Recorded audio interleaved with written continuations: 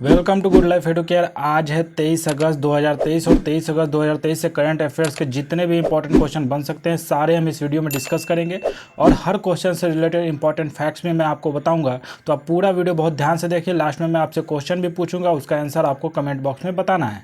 आप इस वीडियो का PDF फाइल आप इस वीडियो के डिस्क्रिप्शन बॉक्स में दिए गए टेलीग्राम चैनल पर जाकर डाउनलोड कर सकते हैं। तो चलिए एक एक करके आज 23 अगस्त के जितने भी इंपॉर्टेंट क्वेश्चन बन सकते हैं उन सारे क्वेश्चन को देखते हैं। तो आज के पहला क्वेश्चन है कि हाल ही में धर्म या विश्वास के आधार पर हिंसा के कृत्यों के पीड़ितों की स्मृति में अंतर्राष्ट्रीय दिवस कब मनाया गया है। तो अभी धर्म या विश्वास के आधार पर हिंसा के कृत्यों के पीड़ितों की स्मृति में अभी 22 अगस्त को अंतर्राष्ट्रीय दिवस मनाया गया है। तो इस दिवस को आपको याद रखना है। दुनिया के लगभग हर देश में धर्म के आधार पर हिंसा होती है। शायद ही कोई देश बचा होगा जहां धर्म की आधार पर हिंसा नहीं होती होगी। किसी भी देश में कोई धर्म मेजोरिटी में है तो कोई धर्म माइनॉरिटी में है। तो धर्म में जो धर्म मेजोरिटी में है होता है वो अक्सर माइनॉरिटी वाले धर्म के लोगों को प्रताड़ित करता ही है। और धर्म के नाम पर ऐसे पीड़ितों के लिए यह 22 अगस्त को अंतर्राष्ट्रीय दिवस मनाया जाता है, जो कि इससे पीड़ित हैं, जो धर्म इससे प्रभावी हैं, उसके लिए यह अंतर्राष्ट्रीय दिवस 22 अगस्त को मनाया जाता है हर साल। तो दिवस की अगर चर्चा हो रही है तो दिवस से देख लेते हैं कि अगस्त महीने से कौन कौन से महत्वपूर्ण दिवस अब तक मनाए गए हैं। तो अगस्त महीने से महत्वपूर्ण दिवस की बात करें तो 1 अगस्त को नेशनल माउंट क्लाइंबिंग डे, मुस्लिम महिला अधिकार दिवस और विश्व लंग कैंसर दिवस, वर्ल्ड वाइड वेब डे, ये 1 अगस्त को इतने सारे दिवस मनाए गए हैं। 3 अगस्त को भारतीय अंगदान दिवस मनाए गए हैं और 13 अगस्त को भारतीय नहीं विश्व अंगदान दिवस मनाया गया है। तो इसमें कन्फ्यूजन नहीं रखना है। 3 अगस्त को भारतीय अंगदान दिवस मनाया गया है और 13 अगस्त को विश्व अंगदान दिवस मनाया गया है। तो इसको बाइफरगेट करना है आपको। 6 अगस्त को हिरोशिमा दिवस मनाया गया है और हिरोशिमा पर जो अमेरिका ने बम गिराया था उस बम का क्या नाम था, तो लिटिल बॉय इस बम का नाम था, ये भी आपको याद रखना है। 7 अगस्त को राष्ट्रीय हथकरघा दिवस मनाया गया है। 8 अगस्त को अगस्त क्रांति दिवस मनाया गया है।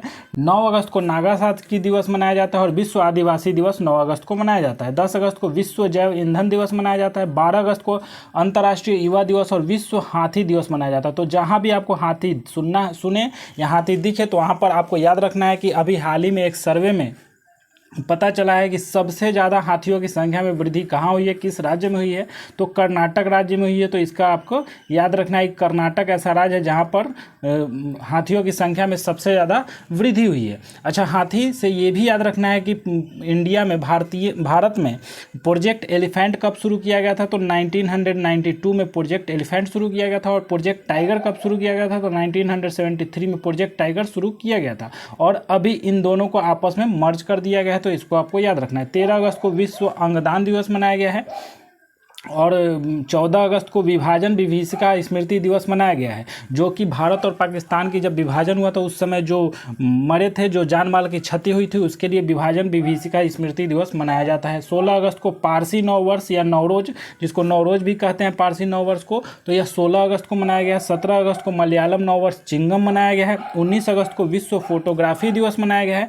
20 अगस्त को विश्व मच्छर दिवस मनाया गया है और 21 अगस्त को आतंकवाद के पीड़ितों को स्मरण और श्रद्धांजलि का राष्ट्रीय दिवस मनाया गया है। अगस्त महीने से इतने सारे महत्वपूर्ण दिवस हैं जो कि एग्जाम में अक्सर पूछे जा सकते हैं। तो आप इन सारे दिवस को कंठस्थ कर ले, याद कर ले। चलिए नेक्स्ट क्वेश्चन की बात करें तो नेक्स्ट क्वेश्चन है, हाल ही में भारत का पहला बहुउद्देशीय आतिथ्य और कन्वेंशन सेंटर कहाँ मिलने वाला है। तो अभी भारत का पहला बहुउद्देशीय आतिथ्य और कन्वेंशन सेंटर सूरत में मिलने वाला है। तो द वर्ल्ड के नाम से भारत का पहला बहुउद्देशीय आतिथ्य और कन्वेंशन सेंटर मिलने वाला है। तो यह सूरत में मिलने वाला है, इसको आपको याद रखना है। चलिए नेक्स्ट क्वेश्चन की बात करें तो हाल ही में किसने भारत NCAP यानी कि Bharat new car assessment programme Bharat NCAP शुरू किया है। तो किसने शुरू किया है, तो नितिन गडकरी, जो कि हमारे केंद्रीय राजमार्ग परिवहन मंत्री हैं नितिन गडकरी।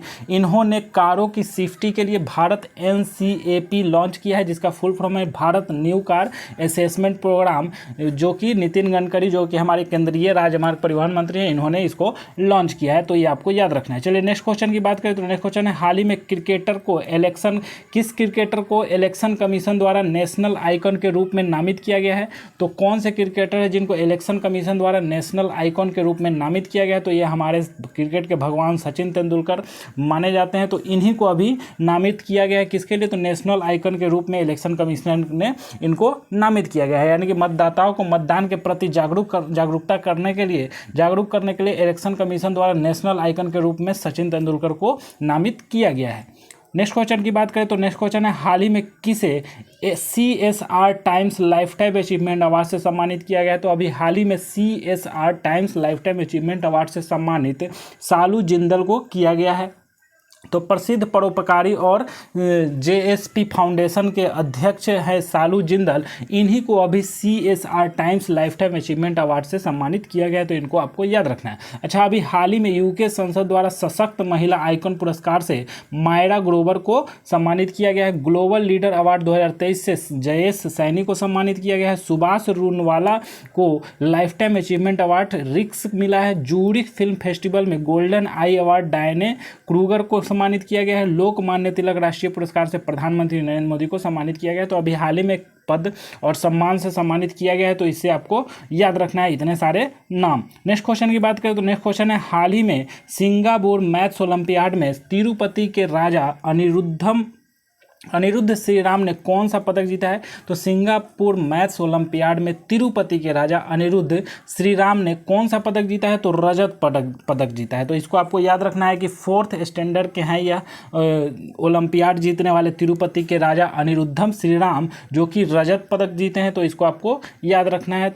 नेक्स्ट क्वेश्चन की बात करें तो नेक्स्ट क्वेश्चन है, हाल ही में उत्तर प्रदेश सरकार ने किस शहर में मंदिर संग्रहालय बनाएगी। तो अभी भारतीय मंदिरों की स्थापत्य विरासत और वैज्ञानिक पहलुओं को प्रदर्शित करने के लिए उत्तर प्रदेश सरकार अयोध्या में मंदिर संग्रहालय बनाएगी। तो कहाँ बनाएगी, अयोध्या में बनाएगी। तो इसको आपको याद रखना है। अच्छा, अभी हाल ही में सबसे ज़्यादा कैंसर के मामले कहाँ आए हैं, तो उत्तर प्रदेश में पाए गए हैं। उत्तर प्रदेश सरकार भूजल संरक्षण के लिए क्या बनाएगी, तो चेक डैम बनाएगी। उत्तर प्रदेश के मंत्रिमंडल ने जल पर्यटन और साहसिक खेल नीति 2023 को मंजूरी दी है। उत्तर प्रदेश ने निवेश के लिए मैक्सिकन राज्य के साथ समझौते पर हस्ताक्षर किए। उत्तर प्रदेश सरकार सभी नगर निगमों में पशु जन्म नियंत्रण केंद्र स्थापित करेगी। तो इतने सारे तथ्य आपको उत्तर प्रदेश से याद रखने हैं। अच्छा, उत्तर प्रदेश का कैपिटल क्या है, तो लखनऊ है। लखनऊ किस नदी के किनारे स्थित है, तो गोमती नदी के किनारे स्थित है। अच्छा, उत्तर प्रदेश का राजकीय पशु क्या है, तो राजकीय पशु बारहसिंह है। राजकीय पक्षी क्या है, सारस और क्रेंच है। उत्तर प्रदेश का राजकीय पुष्प क्या है, तो पलाश का पुष्प है। उत्तर प्रदेश का राजकीय वृक्ष क्या है, तो अशोक का वृक्ष राजकीय वृक्ष है। तो इतने सारे तथ्य आपको उत्तर प्रदेश से याद रखने हैं। नेक्स्ट क्वेश्चन की बात करें तो हाल ही में बायकॉम 18 के डिजिटल बिजनेस के नए CEO कौन बने हैं। तो बायकॉम 18 के डिजिटल बिजनेस के नए CEO अभी किरण मणि बने हैं।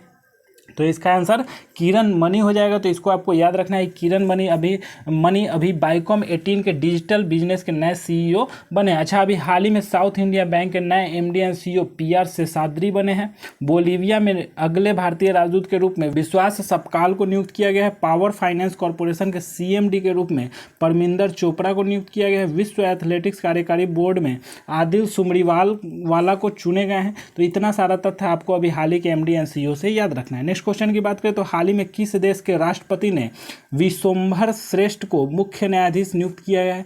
तो अभी हाल ही में नेपाल देश के राष्ट्रपति ने जो विशंभर श्रेष्ठ को मुख्य न्यायाधीश नियुक्त किया गया है। तो नेपाल देश का कैपिटल कहाँ है, तो नेपाल देश का कैपिटल काठमांडू है। एंड वहाँ पर अभी रामचंद्र पौंडेल राष्ट्रपति हैं। इन्होंने ही अभी विशंभर श्रेष्ठ को मुख्य न्यायाधीश नियुक्त किया है। अच्छा, अभी वहाँ पर वाइस प्रेसिडेंट कौन है, तो राम सहाय प्रसाद यादव अभी वहाँ नेपाल के प्रेजेंट टाइम के वाइस प्रेसिडेंट है। अच्छा, नेपाल की में कौन सा करेंसी चलता है, तो नेपाली रुपया चलता है। एंड पुष्प कमल दहल प्रचंड अभी वहाँ के प्रधानमंत्री। अच्छा, नेपाल के पूर्व क्रिकेटर ज्ञानेंद्र मल्ला ने अंतर्राष्ट्रीय क्रिकेट से संन्यास लिया है। नेपाल के उपराष्ट्रपति ने भारतीय सहायता से निर्मित धर्मशाला का उद्घाटन किया है। भोटो यात्रा उत्सव नेपाल में मनाया गया है। नेपाल में 2025 को विशेष पर्यटन वर्ष के रूप में मनाया जाएगा। ACC men's premier cup Nepal ने जीता है। तो इतना सारा तथ्य अभी आपको नेपाल से याद रखना है। नेक्स्ट क्वेश्चन की बात करें तो नेक्स्ट क्वेश्चन है, हाल ही में UIDAI के पार्ट टाइम चेयरमैन कौन बने हैं। तो UIDAI के पार्ट टाइम चेयरमैन अभी नीलकंठ मिश्रा बने हैं। तो ये आपको याद रखना है, नीलकंठ मिश्रा को अभी UIDAI के पार्ट टाइम चेयरमैन बनाया गया है। अच्छा, अभी कमलेश वारसेने और अमरजीत सिंह को सेबी के पूर्णकालिक सदस्य के रूप में नियुक्त किया गया है। SBI लाइफ के MD एंड CEO के रूप में अमित झिंगरन को नियुक्त किया गया है।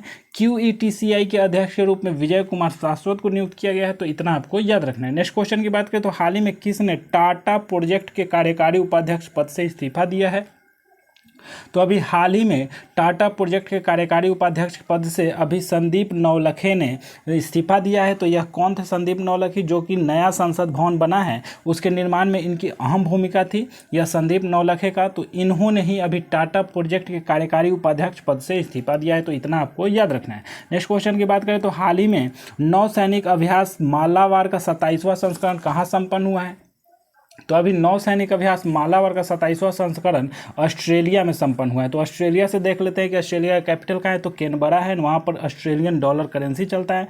एंड प्रेजेंट टाइम के प्रधानमंत्री कौन है? तो एंथोनी एल्बनीज अभी प्रेजेंट टाइम के वहाँ के प्रधानमंत्री। अच्छा, अभी 10 दिवसीय मालाबार अभ्यास के नवीनतम संस्करण की मेजबानी ऑस्ट्रेलिया करेगा। ऑस्ट्रेलिया ने नशीली दवाओं MDMA मैजिक मशरूम को चिकित्सा उपयोग के लिए मंजूरी दी है। ऑस्ट्रेलिया ने दूसरी ICC विश्व टेस्ट चैंपियनशिप 2021 से 23 जीती है। ऑस्ट्रेलिया के ब्रिस्बेन में भारत नए वाणिज्य दूतावास का निर्माण करेगा। तो इतने सारे तथ्य आपको ऑस्ट्रेलिया से अभी याद रखने हैं। नेक्स्ट क्वेश्चन की बात करें तो नेक्स्ट क्वेश्चन है हाल ही में कौन सा राज्य सरकार नेशनल एजुकेशन पॉलिसी NEP 2020 को खत्म करके नई शिक्षा नीति बनाएगी? तो अभी कर्नाटक सरकार है जो कि नेशनल एजुकेशन पॉलिसी जो 2020 आई थी उसको खत्म करके अपनी एक शिक्षा नीति बनाएगी। तो यह कर्नाटक राज्य है। तो उस कर्नाटक से देख लेते हैं कि इसका कैपिटल कहाँ है? तो बेंगलुरु है। वहाँ के प्रेजेंट टाइम के अभी मुख्यमंत्री कौन है? तो सिद्धारमैया अभी प्रेजेंट टाइम के मुख्यमंत्री हैं। एंड गवर्नर कौन है? तो थावर चंद्र गहलोत अभी प्रेजेंट टाइम के कर्नाटक के गवर्नर है। अच्छा, अभी हाल ही में कर्नाटक सरकार ने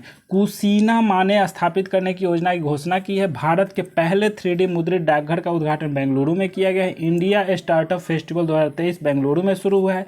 कर्नाटक सरकार ने कुसीना माने स्थापित करने की योजना की घोषणा की है। कर्नाटक के हाथियों की संख्या में रिकॉर्ड वृद्धि हुई है। ADR की रिपोर्ट के अनुसार सबसे अधिक अरबपति विधायक कर्नाटक में हैं।